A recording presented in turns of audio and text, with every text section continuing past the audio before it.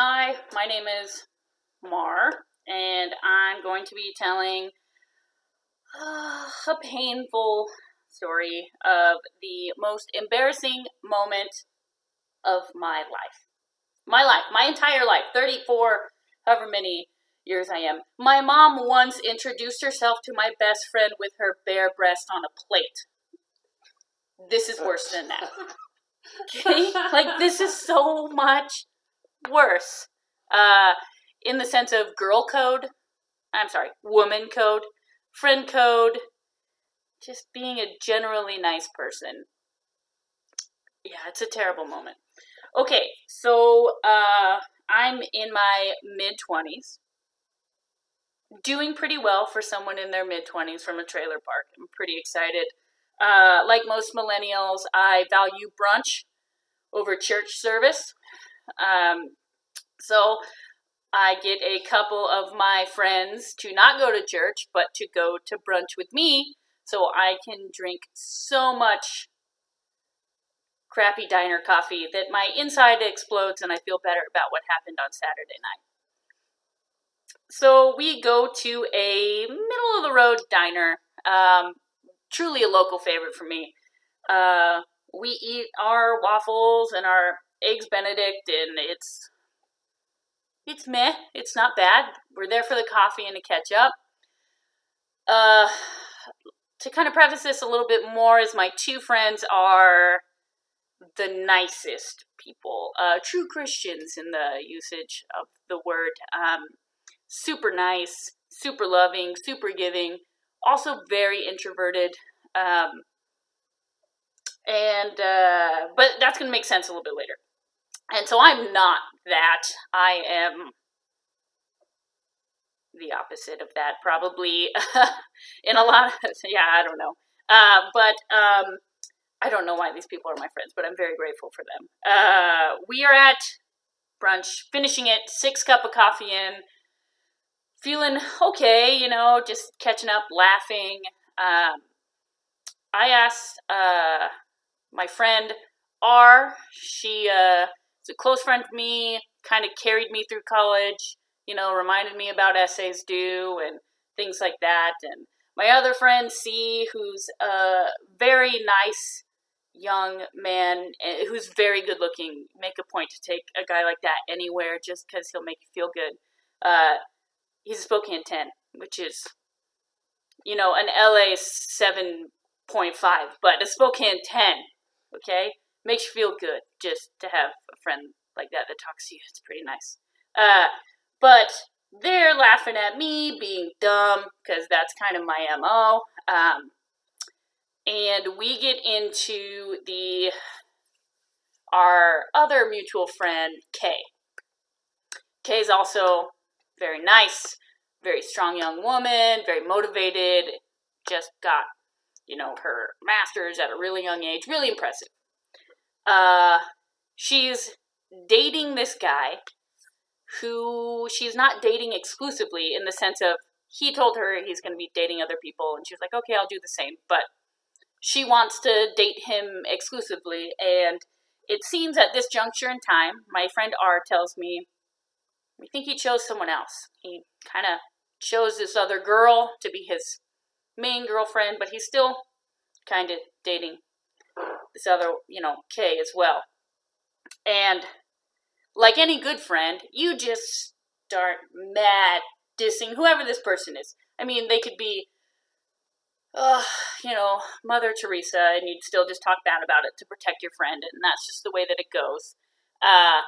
But I don't know anything about this person, so I can't have my witty banter with, this imaginary blob in my brain. So please show me some pictures on Facebook. Let me see what this person's into.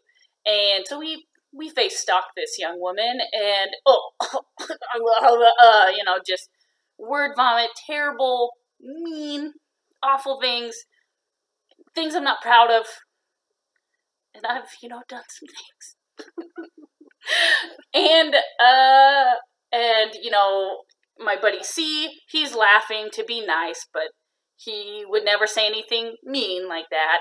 And my Buddy R is kind of doing a little back and forth with me so that I can kind of build and, make it all funny and be mean.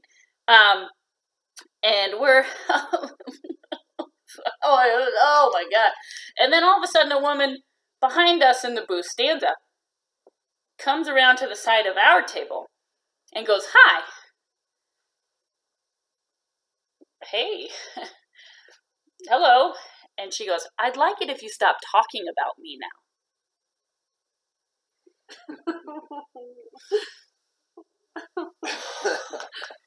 I get sweaty still thinking about this moment. I think it was probably the diner coffee, but I had instantly the need to poop. And as did, I think I could hear the sound of my two friends' buttholes clench in fear across the table. The two introverts just, they didn't know what to do. And they're both generally so nice, and someone caught them not being nice, and then I'm fake nice, and but this was really mean, and oh God, and and I just looked at this poor woman, and I go, yeah, sure, no thing, no problem. Look over across the booth, there's the guy, not looking very happy, very much like, "Do you know how much trouble I'm going to be in for this?" And he does and I was like, "I don't even know you," but okay. And then, she sits down, doesn't turn her head around the whole time, orders her breakfast. I mean, the strength she had. I think I would have left if, to even approach me, to say that, to tell me that. Wow. She had some steel ovaries. That's rough. But we sit there and we're just like, our souls came back to our bodies, and our consciences, whatever, came back too. And it's, you are terrible people that all also have to go to the bathroom because you had terrible brunch and a lot of diner coffee. But you're terrible people, and I knew that, and I was not happy. And so I handled the situation the way I handle a lot of situations. I go into some other ridiculous story about something that's over the top, gross, disgusting, makes me look bad. So maybe this woman feels a little bit better. My friends are fake awkwardly laughing because I think they're planning their funerals in their heads. But my friend R texts our friend K and goes, "Hey, so I think we screwed up your chances with this guy." And she goes, "What? How? You don't even know him." We're like, "Yeah, we know. We're at brunch, and we were face stalking the girl he's kind of chosen over you, and they were there, and they heard us, and they approached us, and will you tell my mother I love her?" And she texts back, she's like, "Oh my God, this is going to be terrible, because, there goes my chance. There's no way. I've just made his life harder, not easier. You never want to be a girl that makes a guy's life harder when you're only dating, blah, blah, blah. Women guilt and all that." And she goes, "But that's also so funny that it happened to you guys."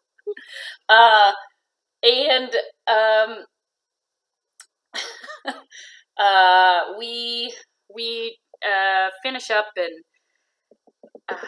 feel bad. I think my friend R still gags a little if she brings it up.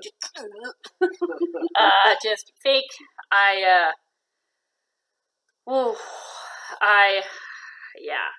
But aside from the moral of the story being that I am a terrible person, especially when I was young and after 6 cups of coffee, is that it definitely ended my friend Kay's possibility to date this dude, which kind of opened it up for her not too long after. She met a guy at a barbecue.